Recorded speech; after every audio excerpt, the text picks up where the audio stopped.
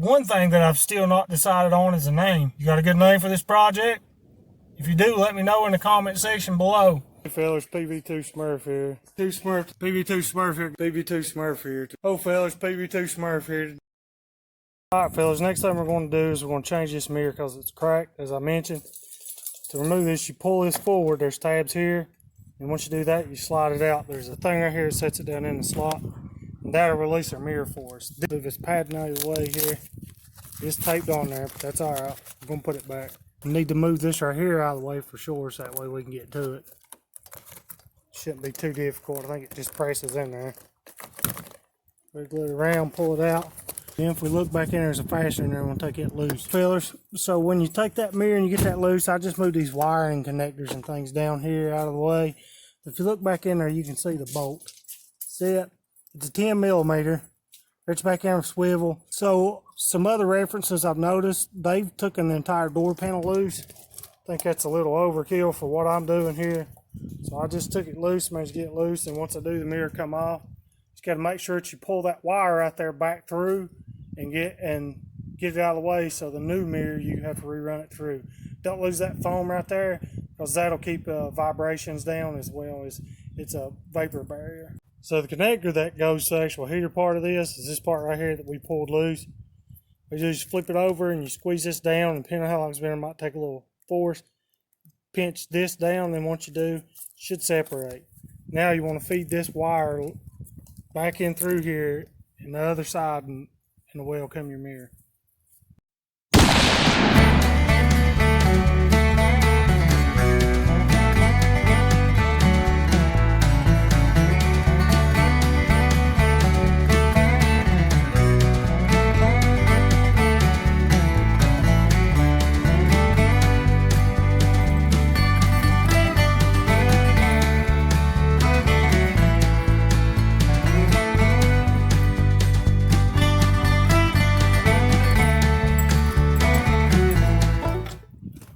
Like that.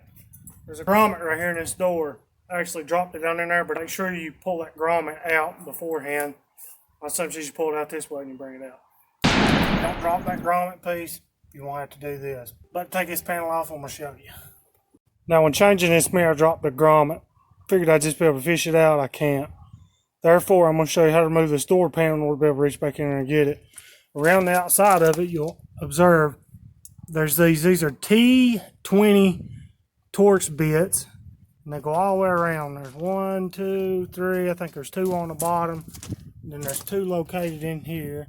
Go in there and take them loose, and it'll allow you to get this door off.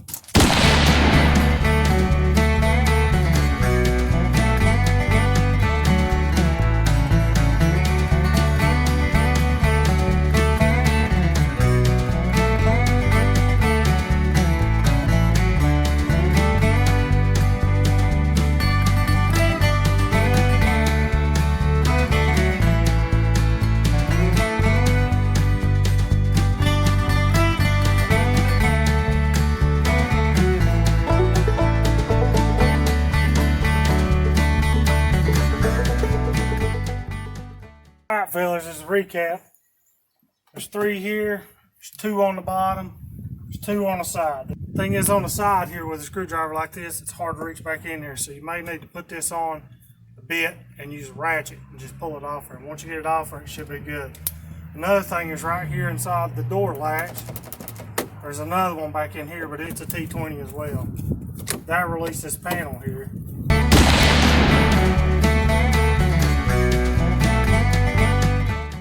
Tell which one it is, because mine for some reason is wide on the end. If you can see that. After you remove these T20 Torx bits all the way around, and remove this one located here, this hand will reach underneath there. There's a point right here, take it loose, and one there. And you do, it'll open up, and there'll be 2 more fasteners in here. This one's a Torx bit. This one for some reason is not. This one is pretty small. Hang on, I'll get you a size. So this bit right here is a 6 millimeter. Now hold on to the door. As you can see, I'm pushing it with my leg because it's liable to fall. You know, it didn't give me the bit with it.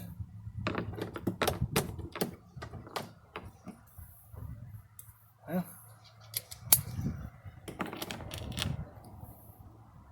that's it. 6.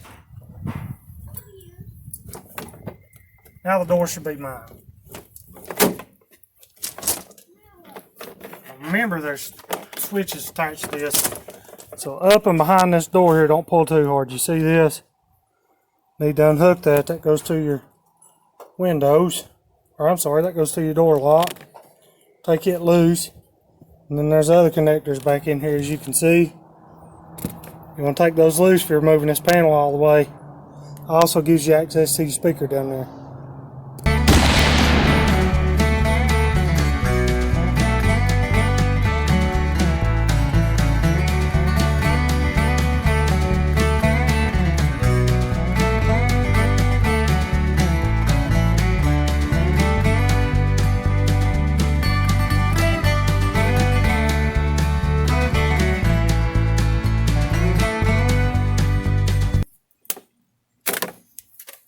There's your switch panel.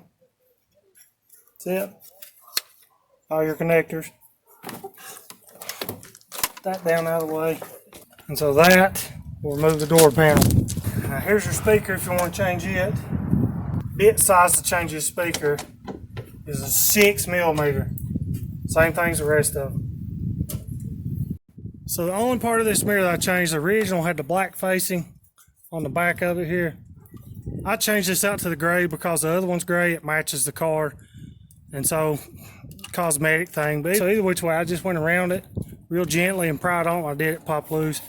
And it should be able to just, the next one in should be good. If that doesn't stay, you can always put your little glue and stuff on it. Because evidently it snaps right here and right here. Just put your little glue on it when you run it back in here. There's tabs back in here, one there and one there. That snaps it in place for you. In the event you're just changing the glass, you might be able to reach back in from the other side and bring those snaps loose. Just like that, you got you some matching mirrors. Now I do want to make note that on the inside of this, there's actually 2 other fasteners which were not attached to the mirror that I removed. However, I did replace them, as you can see in pictured here. The outside covering on this mirror did not seem to go back in as intended. So what I ended up doing was taking some adhesive and went around the mirror after cleaning it really good with rubbing alcohol. I went around the edges of it here and down the side. And I also went down around this edge. Also the fasteners on the inside, I went down around them. I've been driving it successfully for about probably a month and a half with the mirror glued on there. The mirror has not come loose, no vibrations, nothing seems to have been damaged during the process. It's holding on there very tight. The heated mirror does work perfectly as intended. I believe when I went to put it on, I believe I actually stretched it a little bit because it seems to look just a little bit distorted, but it's just on the edge here where it looks distorted. Definitely haven't lost it yet, so I call that a win. Don't worry, next time I got something even better that's even more important that we need to change. Hey fellas, I appreciate you for tuning in on the video. If I have anything that I missed, could have done a little bit better or whatever, let me know in the comment section below. As always guys, remember, your rig, your call.